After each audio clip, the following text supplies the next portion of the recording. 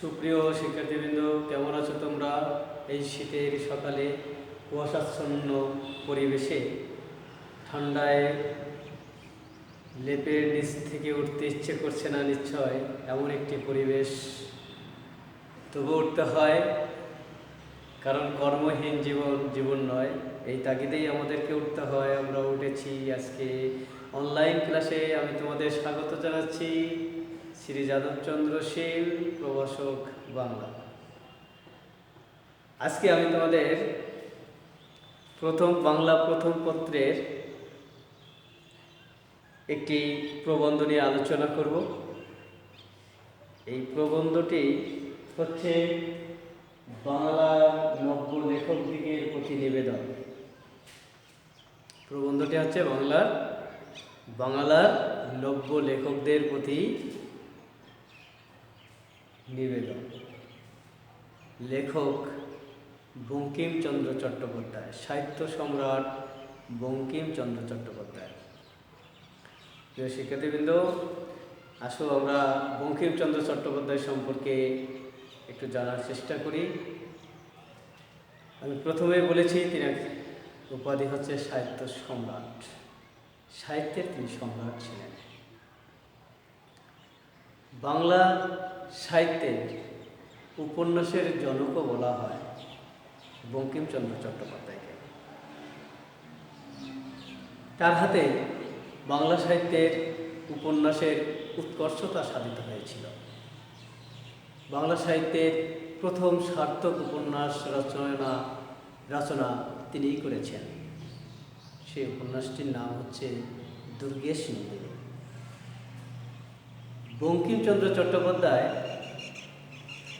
1838 খ্রিস্টাব্দের 26শে জুন ভারতের পশ্চিমবঙ্গের 24 পরগনা জেলার কাঁঠালপাড়া গ্রামে জন্মগ্রহণ করেন।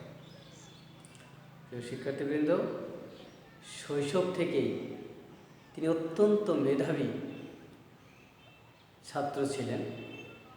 তার মেধার স্বাক্ষর আমরা তার লেখনীর ভেতরেই দেখে থাকি। তার বাবা যাদবচন্দ্র চট্টোপাধ্যায় ছিলেন ডেপুটি কালেক্টরেট। তাই উন্নত শিক্ষা, ইংরেজি শিক্ষা, পাশ্চাত্য শিক্ষা তিনি কিন্তু শিখতে পেরেছিলেন। তিনি কলকাতা বিশ্ববিদ্যালয়ের বিএ পরীক্ষায় যে স্নাতকরা যারাই পাশ করেছিলেন, স্নাতকধারী যারা প্রথম উত্তীর্ণদের ভেতরে তিনি একজন ছিলেন।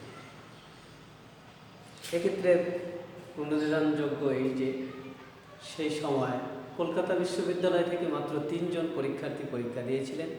তার মধ্যে বঙ্কিমচন্দ্র চট্টোপাধ্যায় একজন, যিনি উত্তীর্ণ হয়েছিলেন। 1858 খ্রিস্টাব্দে তিনি এই স্নাতক পাশ করেন। এরপর তিনি ডেপুটি ম্যাজিস্ট্রেট হিসেবে কর্মজীবন শুরু করেন। কিন্তু এই কর্মজীবন শুরু করার আগে ছাত্র জীবন থেকেই তিনি সাহিত্য চর্চায় মনোনিবেশ করেছিলেন। 1852 সাল থেকে মূলত তিনি লেখালেখি শুরু করেছিলেন। প্রথমে তিনি কবিতা ললিতা ও মানস, এই শিরোনামে তিনি একটি কবিতা প্রকাশ করেছিলেন। এই কবিতা মধ্যে দিয়ে বঙ্কিমচন্দ্রের সাহিত্যে প্রবেশ লাভ ঘটে।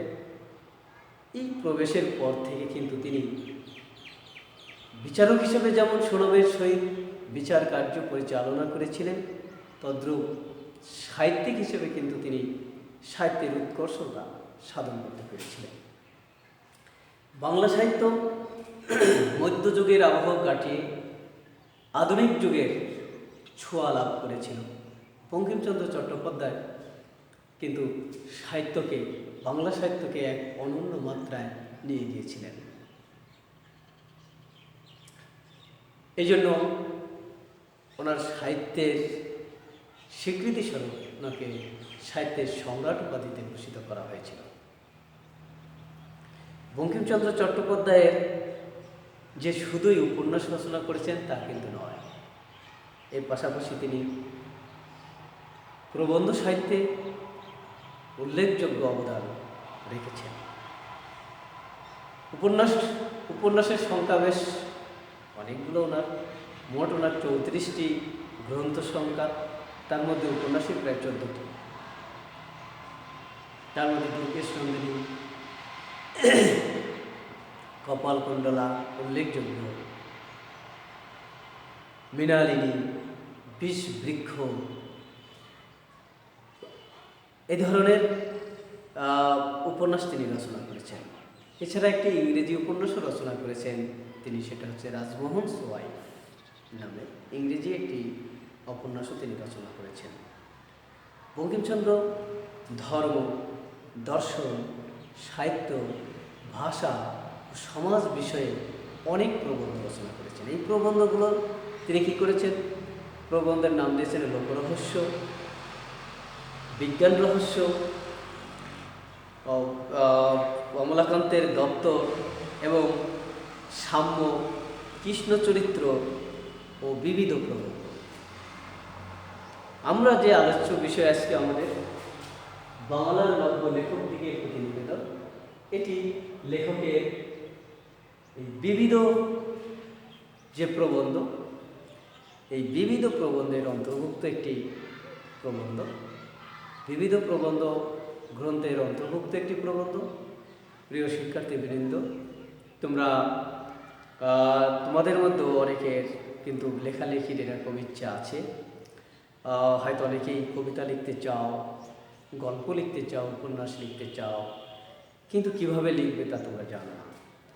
বঙ্কিমচন্দ্র চট্টোপাধ্যায় কিন্তু সেই নব্য লেখকদের জন্য, সেই তরুণ লেখকদের জন্য, সাহিত্য সেবকদের জন্য তিনি কিন্তু এক মূল্যবান আলেখ্য তুলে ধরেছেন এই প্রবন্ধে। আমরা ওনার প্রবন্ধটি পড়লে তোমরা অনেকটাই বুঝতে পারবে যে আসলে উনি কী বলতে চেয়েছেন। এই বঙ্কিমচন্দ্র চট্টোপাধ্যায়ের আরেকটি বিষয় আছে, যেহেতু তিনি বিচারক হিসেবে সুনামের সহিত বিচার কার্য পরিচালনা করতেন খুলনা বিভাগে, বা আমাদের এই যশোরের কিন্তু তিনি বিচারক ছিলেন সময়, এবং তিনি কিন্তু ন্যায় বিচার করতেন এবং নীলকরদের বিরুদ্ধে তিনি কিন্তু বেশ প্রতিবাদ করেছিলেন এবং কৃষকদের পাশে দাঁড়ানোর সমর্থ তিনি হয়েছিলেন। নীলকরদের অন্যায় অত্যাচারের তিনি অনেকটাই বন্ধ করতে পেরেছিলেন। বঙ্কিমচন্দ্র চট্টোপাধ্যায় যেমন অনেকে বিশেষ করে সনাতন ধর্মীয় দৃষ্টিকোণ থেকে তাকে অনেকে ঋষিকবি বলে থাকেন, আর সাহিত্যবোদ্ধাদের কাছে তিনি একজন শিল্পী, একজন নান্দনিক, একটা বলা যায় নীতিগত বঙ্কিম, অর্থাৎ বঙ্কিমের নীতির বিরুদ্ধে তিনি কিছু করতেন না। তিনি সেই কথাটি এখানে বলেছেন, তার সাহিত্য হবে, তার সাহিত্য ধর্মের বিরুদ্ধে নয় বা প্রথার বিরুদ্ধে নয়, অর্থাৎ যেটা প্রচলিত, যেটা মানুষের কল্যাণের জন্য, তিনি এমন সাহিত্য রচনার পক্ষপাতী ছিলেন, আমরা এখানে দেখতে পাব। তো এই যশস্বী লেখক 1894 খ্রিস্টাব্দের 8ই এপ্রিল কলকাতায় মৃত্যুবরণ করেন। আমরা তাকে স্মরণ করব, তাকে স্মরণ করি মূলত আমরা তার লেখনীর জন্য, তার সাহিত্য চর্চার জন্য। প্রিয় শিক্ষার্থীবৃন্দ, আসো আমরা আজকে দেখি বাংলার নব্য লেখকদের প্রতি নিবেদনে বঙ্কিমচন্দ্র চট্টোপাধ্যায় কী বলতে চেয়েছেন। বঙ্কিমচন্দ্র চট্টোপাধ্যায় বলেছেন, যারা নব্য লেখক, এই নব্য লেখকরা কিন্তু বেশ বিভ্রান্তির মধ্যে পড়ে যায় যে আসলে আমরা কীভাবে লিখব, কবিতা কী করে লিখতে হয়, গল্প কী করে লিখতে হয়, উপন্যাস কী করে লিখতে হয়, এরকম একটা বিভ্রান্তির ভেতরে দেখে। এমনকি ছোটোবেলার থেকে স্বপ্ন থাকে যশস্বী লেখক হওয়ার জন্য, কখনো যশের জন্য, কখনো অর্থের জন্য, বিভিন্নভাবে আকৃষ্ট হয়ে কিন্তু লেখকের ভিতরে আসে। কিন্তু লেখক বা বঙ্কিমচন্দ্র চট্টোপাধ্যায় এখানে কিন্তু তার অন্য এই নব্য লেখকদের জন্য একটা উপদেশ তিনি বা একটা পথ তিনি দেখিয়ে গিয়েছেন, আসলে লেখার কেমন হওয়া উচিত। কখনো যশের জন্য, তিনি 1 নম্বর পয়েন্টে তিনি বলেছেন যে যশের জন্য কখনো লেখা যাবে না। যশ বা খ্যাতির জন্য কখনো লেখা শুরু করা উচিত নয়। তোমরা জানো যে যশ বা খ্যাতির জন্য কিন্তু আমাদেরই একজন লেখক মাইকেল মধুসূদন দত্ত প্রথম ইংরেজি সাহিত্য লেখা বা সাহিত্য চর্চা করতে শুরু করেছিলেন, কিন্তু মাইকেল মিল্টনের মতো হতে চেয়েছিলেন, যার কারণে কিন্তু তিনি সেখানে পরাস্ত হয়েছিলেন। কিন্তু এই যশস্বী লেখক হওয়ার স্বপ্ন থেকে একটু দূরে আসতে হবে। লেখার জন্য লিখতে হবে, ভালো লাগছে, লেখার ভিতরে একটা আনন্দ তৈরি করতে হবে, একটা নিজস্ব জগৎ তৈরি করতে হবে, তাহলে সে লেখা হবে উৎকৃষ্ট লেখা। আচ্ছা, তারপর অনেকেই লেখে প্রচুর অর্থ উপার্জনের জন্য। অর্থ উপার্জনের জন্য যদি কেউ লেখে তাহলে সে লেখা হয়ে যায় খেলনা, কারণ মানুষের মনোরঞ্জনের একটা বিষয় থাকে, পাঠকের মনোরঞ্জনের দিকে দৃষ্টি দিলে সে লেখা বস্তুনিষ্ঠ হয়ে পড়ে, সেই লেখার ভিতরে লেখকের নিজস্বতা থাকে না। আবার দেখা যায় যে অনেক লেখক আছে যারা কি করেন, অন্যের লেখা অনুকরণ করছে, তাই অনুকরণ প্রিয়তা লেখা মূল উদ্দেশ্য হতে পারে না। লেখক বলেছেন কি, তাহলে অনুকরণ করা যাবে না, নিজের মতন করে লিখতে হবে।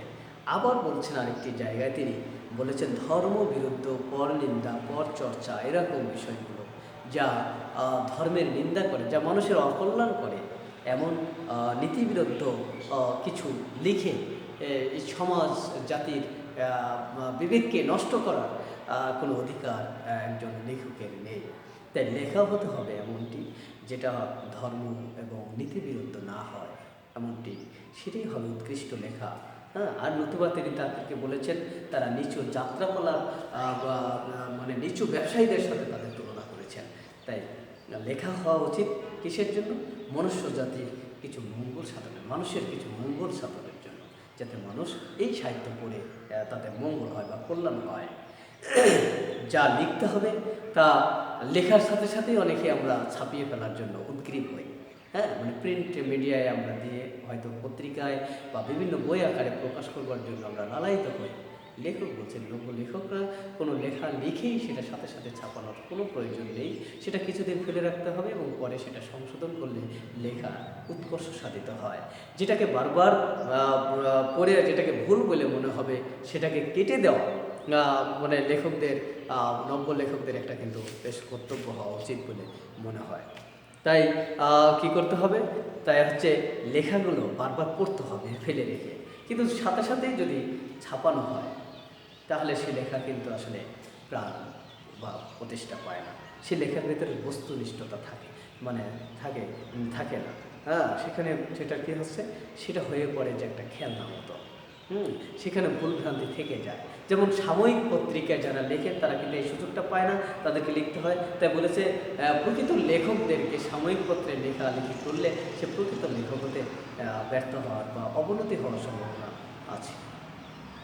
তিনি বলেছেন, যে বিষয়ে যাহার অধিকার নেই তাহার সে বিষয়ে লেখা উচিত নয়। যে বিষয়ে যার অধিকার নেই, অধিকার বলতে এটা এমন বোঝাচ্ছে যা নিজের সাথে সংশ্লিষ্ট নয়। যেমন আমরা দেখেছি ঐকতান কবিতায় কবিগুরু রবীন্দ্রনাথ ঠাকুর কিন্তু এই কথাটি বলেছেন, অর্থাৎ যে যেই পরিমণ্ডলে জন্মগ্রহণ করেছেন সে কিন্তু তার বাহিরে অন্যদের কথা লিখতে গেলে সেটা হয়ে যায় আসলে কী ধরনের হয়ে যায়, সেটা হয়ে যায় একেবারেই কৃত্রিম পণ্য।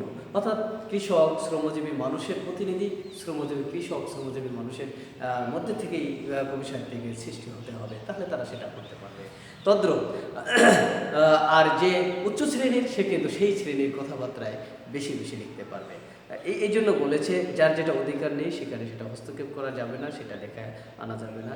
এটি সোজা কথা দিয়ে সাহিত্যকে নিয়ম রক্ষিত হয় না। বুঝতে পেরেছ? তাহলে সাহিত্য রচনা করতে গেলে এগুলো বিদ্যা প্রকাশের, আমি অনেক জানি এমন একটা ভাব আমাদের ভেতরে কিন্তু থাকে। আমরা অল্প জানা লোকেরাই বিশেষ করে এরকম ভাবটা প্রকাশ করি। লেখক বলতে চেয়েছেন যে তোমাদের বিদ্যা প্রকাশ করবার কোনো দরকার নেই, করার জন্য কৃত্রিম কিছু টেনে আনার দরকার নেই। অনেক সময় আমরা বিভিন্ন সাহিত্যের কোটেশন, বিভিন্ন বড় বড় সাহিত্যিকদের কোটেশন দিয়ে আসি, অথচ আমরা ইংরেজি, ফরাসি, সংস্কৃত ওই ভাষাগুলো হয়তো জানি না, কিন্তু আমরা সাহিত্যে, বাংলা সাহিত্যে সেগুলো কোটেশন হিসাবে ব্যবহার করার চেষ্টা করি। বলছে যে সাহিত্য আমি জানি না, যে ভাষা জানি না, তার কোটেশন দেওয়ার কোনো প্রয়োজন নেই, অর্থাৎ সেগুলো দেওয়ার দরকার নেই। যদি ভেতরে কি থাকে, বিদ্যা থাকে, তাহলে এটা আপনা আপনি প্রকাশ পাবে। আবার অলঙ্কারের অতি অলঙ্কারের প্রয়োজন নেই, অলঙ্কারের ব্যবহার দরকার আছে, কিন্তু অতিরিক্ত অলঙ্কারে সজ্জিত করতে যে ভাষা বা ভাবকে তার সরলতা থেকে দূরে সরিয়ে নেওয়ার কোনো দরকার নেই। অলঙ্কার অবশ্যই সৌন্দর্য সৃষ্টি করে, কিন্তু সেটাকে কেটে দিতে হবে এমনটি নয়, বারবার সেটা বন্ধুবান্ধবদেরকে পড়িয়ে শোনাতে হবে। যদি বন্ধুবান্ধবরা বা নিজের কাছে সেটা খারাপ মনে হয় তাহলে সেটা কেটে দিতে হবে। যে স্থানে দেখবে যে আসলে অনেক সময় আমাদের ব্যঙ্গ বিদ্রূপের প্রয়োজন হয় লেখার মধ্যে, সেই ব্যঙ্গ বিদ্রূপটা করতে যে যদি আসলে মনে হয় যে এটা ভুল হচ্ছে বা এটা বারবার করতে হবে, করলে দেখা যায় ভুল হলে সেটাকে কেটে সংশোধন করা সম্ভব। অর্থাৎ সহজ সরল ভাষায় যদি লেখে তাহলেই লেখা হবে শ্রেষ্ঠ। সেই লেখক মানে মূলত সে প্রকৃতপক্ষে লেখক হয়ে উঠবে। অর্থাৎ আবার এমন কথা লেখা যাবে না, কারণ পাঠক যে কথা এমনভাবে লিখলাম যে কথা পাঠক বুঝলো না, পাঠক যাতে বুঝতে পারে এমন সহজ সরল ভাষায় লিখতে হবে, তাহলে কিন্তু পাঠকের কাছে সেটা গ্রহণযোগ্যতা পাবে। তারপরে বলছে যে কাহারও অনুকরণ করব না, কারো অনুকরণ করা যাবে না, নিজের মতন করে লেখার চেষ্টা করতে হবে। আবার এমন কথা লেখা যাবে না যে কথার প্রমাণ দিতে পারবো না, প্রমাণ নেই অথচ এমন কথা বলা যাবে না। এটা অবশ্যই কেউ প্রমাণ চাইবে না সাহিত্যের ক্ষেত্রে, কিন্তু তবুও প্রমাণ নিজের কাছে থাকা লাগবে, তা না হলে সে কথা না বলাই ভালো। তো যদি এই কাজগুলো করা হয় তাহলে বাংলার সাহিত্য, বাংলার ভরসা, অর্থাৎ বাংলা সাহিত্য একদিন আরও উৎকর্ষ সাধিত হবে। হে নব্য লেখক, হে আমার প্রিয় শিক্ষার্থীবৃন্দ, তোমাদের ভেতরেও লেখার বা ভাবের কিন্তু অভাব নেই। যদি তোমরা একবার সাদা কাগজে বা কলমে কিছু লেখার চেষ্টা করো, তোমার যেভাবে আবেগ আসে প্রথমত তুমি সেভাবেই সেটাকে তুলে ধরো। না তোমার ছন্দের চিন্তা করার প্রয়োজন আছে, না তোমার কোনো এই বিষয়ে চিন্তা করার আছে, যেভাবে তোমার মগজে আসে তুমি সেভাবে লিখে ফেলো। এই যে যদি লেখো তাহলে হয়তো সেটা কবিতার মতো কিছু প্রথমে হবে, কবিতা না হলেও কবিতার মতো কিছু তো একটা হবে। একটা গল্প বন্ধুর সাথে বলছো, বলার কথাগুলো, সেই কথাগুলো তুমি ঠিকই তোমার সাদা কাগজে যদি লিখে ফেলো, পরে তুমি বারবার পড়লে সেখানে অনেক ভুল ত্রুটি ধরা পড়বে, সেগুলো সংশোধন করবে। এভাবে কিন্তু বাংলা সাহিত্য চর্চা হয়। একটি জাতির শ্রেষ্ঠ সম্পদই কিন্তু তার সাহিত্য। যে জাতির সাহিত্য যত বেশি, সে জাতি তত বেশি উন্নত।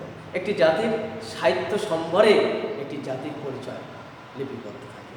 তাই হে প্রিয় শিক্ষার্থীবৃন্দ, তোমাদের ভেতরে তোমরা যারা সাহিত্য মনস্ক, তোমাদের ভেতরে যাদের লেখার মানসিকতা আছে, যারা সৌন্দর্য সৃষ্টি করতে চাও, যারা এই মানুষের কিছু কল্যাণ করতে চাও, তারা অবশ্যই লেখনী ধরবে এবং তোমাদের লেখনীর মাধ্যমে তা ফুটিয়ে তুলবে, সৌন্দর্য সৃষ্টি করবে, বাংলা সাহিত্যকে উৎকর্ষ সাধিত করবে।